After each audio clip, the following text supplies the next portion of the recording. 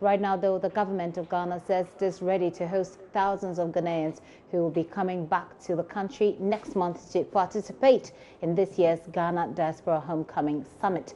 The summit takes place at the International Conference Center in Accra from July the 5th to July 8, 2017. In the studio with me is Alex Dade, who is chairman of the Ghana Diaspora Homecoming Committee, who tell us more about this. So you're welcome to the show. Thank you. So tell us more about the objective for this homecoming. We know that it's all about, getting to know your home country, etc. What's beyond that? Well, thank you again for inviting me to your studio. The Homecoming Summit is a summit being organized by the government of Ghana in collaboration with the Ghanaians living abroad. Okay. What we have done is to bring all Ghanaians living abroad to the country in fulfillment of a manifesto pledged by the President, His Excellency Nana Addo Dankwa Akufo-Addo, on his campaign trail. He promised to engage all Ghanaians in the transformation, in his transformational agenda. Okay. So the purpose of the summit is to bring all Ghanaians together to dialogue on how to achieve that aim. Right. So how many people are we? Do we have an idea which people are coming from which country? At the moment, there's a national committee which I head, and we've set up 15 steering committees. We've set up steering committees in 15 countries, okay, all over the world, the UK, US, and they are helping to mobilize the locals, the Ghanaians living there, to attend the summit. What exactly will be their contribution to the transformation agenda? You speak about the president being a part of the president's manifesto that he wants to, transform the country. What exactly will be their contribution? Because often than not, what you have is that people come in and they're not able to sometimes fit into the system, so they leave. Yes. How will their contribution lead to that transformation that we're looking for? I think that we start from a perspective of when we say we want to engage Ghanaians living abroad, it's not only physically bringing them into the country. Okay. Ghanaians at present make a huge contribution to the economy of the country. We have, it's the largest sector of foreign exchange earner to the country. There's over $3 billion coming in from remittances. Okay. Not only that, Ghanaians outside are also ambassadors of the country, so you don't physically have to be in the country to partake in the transformational agenda. We have Ghanaian expertise all over the country, all over the world. An example of that, I've been out of the country for almost 30 years, but it's like I never left. I've got a lot of investments in the country. I travel You here. Actually left. Well, I didn't. I have a lot of investment in the country. Okay. Most people do as well. I'm sure there are people who have Ghanaians who left here and never visited the country, but their money comes into the country. Okay. And these are all people that we're trying to attract. It's not physically being here. So we'll say that you are reaching out to them perhaps through this platform for them to come join you in this homecoming summit. Exactly. And that is one of the reasons why we set up steering committees in the major countries in the world, okay, so that we can attract them. And we're doing road shows. For example, in London tomorrow there's a media launch, and there are 2 road shows all over the world. There are. All right. So when is the program again? The program it starts on the 5th to the 8th of July. All right. And it's quite a packed program. I can probably go through a few. What we've got is we've got a 3-day program, and we've got a gala, which will see about 500 people gathering for a huge end of summit gala. Okay. On the first day, we have it's categorized into 3 themes. We've got entrepreneurial Ghana, okay, and we've got a human resource marketplace, and political inclusion. And Entrepreneurial Ghana, we will be discussing why a diasporan should invest in Ghana. Okay. We will be talking about the economic performance indicators in Ghana. We would also talk about Ghanaian diasporan investment, such as the financials, economic, technical, and social. Okay. We would also discuss key opportunities available to them. In Ghana. Yes. All right. And those are a few of the things we'll be discussing. All right. That will be enough. I believe that as time goes on, people will be updated with that. Is there a website where people can go to and get all of that information? There is a website. It's GhanaDiasporanHS.org. GhanaDiasporanHS.org. Okay. It's got all the information. We've got very key speakers all over the world. The president will open the summit. The vice president will close it. We've got key ministers like the Minister of Finance and quite a lot of ministers there. Okay. So it's going to be a packed program. All right. Thank you very much for coming through. Alex Dade is chairman of the Ghana Diasporan Homecoming Summit Committee. They're looking to bring all the people who are interested and those who have stayed outside the country for a very long time to come on board for national transformation. You have to go to GhanaDiaspora.hs.org. hs.org. Okay, and get all of that information. President Akufo-Addo, we understand, will be opening that summit. Away from that, government's clampdown on illegal mining may have received massive public endorsement so far, but today the approach to dealing with the menace is being questioned by the Center for Scientific and Industrial Research. They say the use of force to end the practice may not yield the desired results. The council has been interacting with the Media Coalition Against Illegal Mining here in Accra, and its Director of Water Research, Professor Osman Ansasari, has been making a case on the possibility of legalizing Galamsey. The river basin systems, the status indicates as well as establish the fact that we are in crisis as far as our water resources are concerned. The quality of our water bodies are declining at a rate that if nothing is done by the BRC, EPA, Minerals Commission, and all stakeholders in the water sector, we will queue for drinking water in the very near future and probably import drinking water. Recommendations. It is recommended that the operations of Galamsey miners be legalized and monitored to ensure sustainability of our environmental resources. I say this, of course, because I will explain. In this way, we will be able to track the activities and know the damage caused to the environment in a particular area to ensure remediation. You see, as at now, the illegal Galamsey operators have been left and they are on their own. But I have a belief that the solution is not sending military men after them or doing the drastic thing. We can organize, that's why I say we can. You see, some years back, I don't know, those of us who are now a little bit old can talk about when you own a dollar, it was illegal in this country. It's Ghana. When you have dollars, people used to hide dollars under their bed because it was illegal to own a dollar. The young ones will not understand, but this was happening live in Ghana. And when we decided to legalize dollars, what do we see? Now, all over, anyone can now own dollar. And that is how far we've come.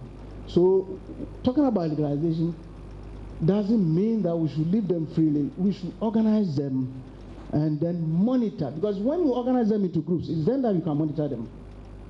And then they're accountable. If you don't go about it that way, we'll have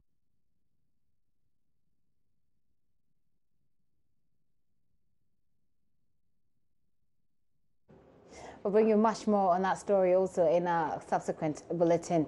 Right now, though, let's have a very interesting conversation, shall we? Well, many believe that life is just about the physical, but many others also dispute that belief. So for those who believe, it won't be surprising to hear that many of our actions and inactions have spiritual implications, and they have significant impact on how life turns out for people.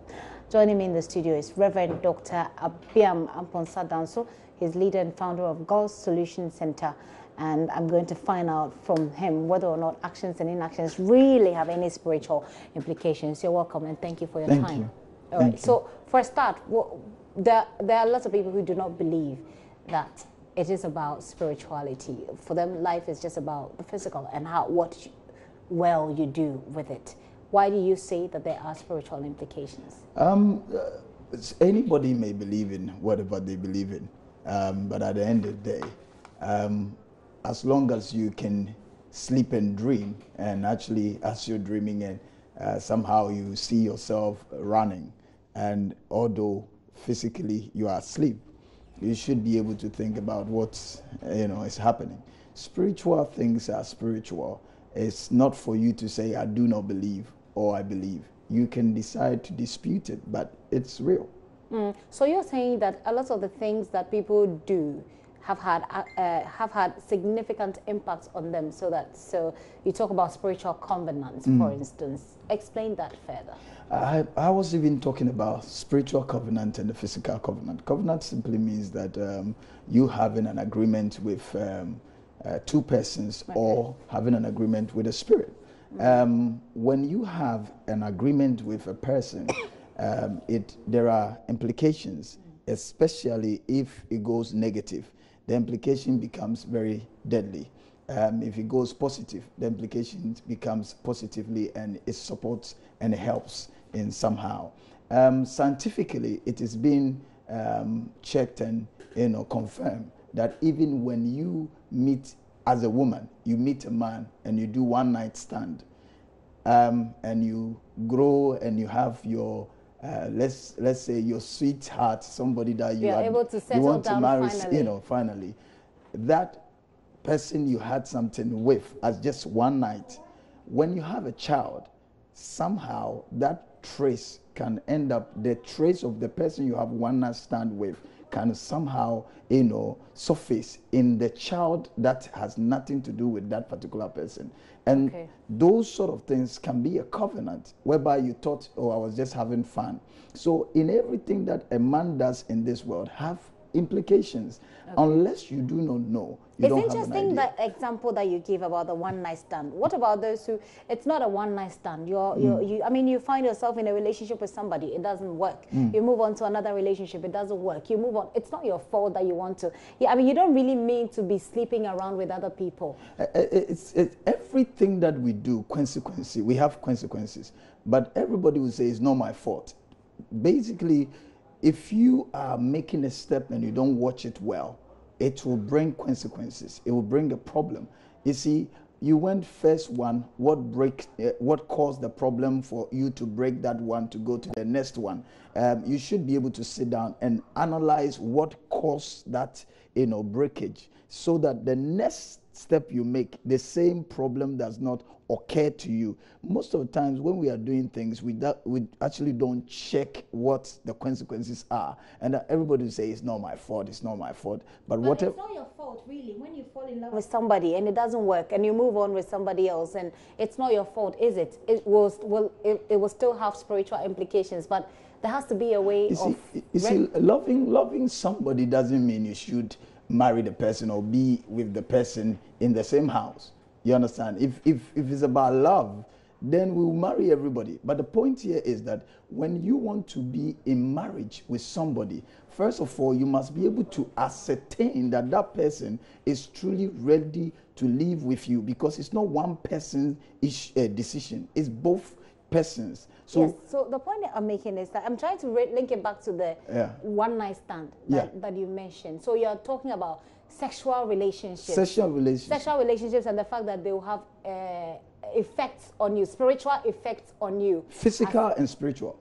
Okay, but when it is not your fault, is there any way that you can deal with it spiritually as well? Yes. Okay. What we should be able to do is to recollect who you were, you met, and why you had that sexual relationship with, and why that child has now found himself or herself in that situation, so that you can be able to deal with that character that you have given birth to. Okay, hold on, let me understand this.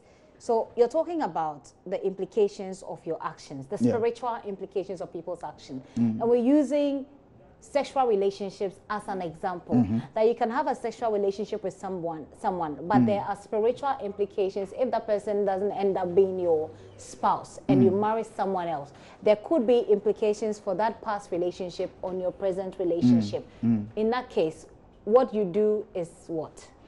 It's most of the times you need to meet you have to meet somebody who is spiritual that will be able to ascertain what the problem is, to be able to give you specific directions to be able to break it. Like, for instance, somebody like Jephthah. If you read the book of Judges, chapter 11, it tells you about Jephthah. His father was married to a prostitute, and somehow married to a prostitute. After the time that the father was dead, that was when they realized that the mother was a prostitute. And because of prostitution, whereby it has nothing to do with the young man, but because of his mother's action, the Bible says that he was being kicked out from his own father's house. So therefore, if the young man was not able to meet God or put himself in the place of God and say, God, you know what, it's only you I commit my soul and commit my life.